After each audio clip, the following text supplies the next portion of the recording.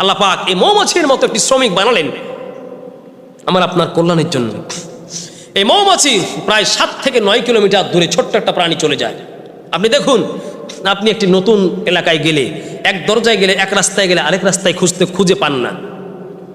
আল্লাহ পাক বলছেন এই মৌমাছির মেধা আমি এত তীক্ষ্ণ করে দিয়েছি, ছোট্ট একটা প্রাণী 7 থেকে 9 কিলোমিটার দূর পর্যন্ত একটা মৌমাছি গিয়ে বান্দার জন্য একটা ফুল থেকে কণাই করে মধু নিয়ে আসে।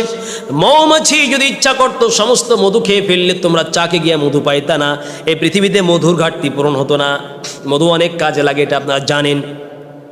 আল্লাহ বলছেন ওই 7 কিলোমিটার দূরে ছোট্ট প্রাণীটা যায়, কোনোদিন দেখো নাই, কোনোদিন শোনো না একটা প্রাণী 7 থেকে 9 কিলোমিটার দূরে মধু আহরণ করতে যায়।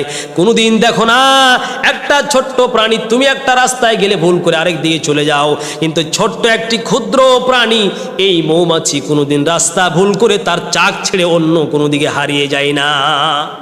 সুবহানাল্লাহ, আল্লাহু আকবার।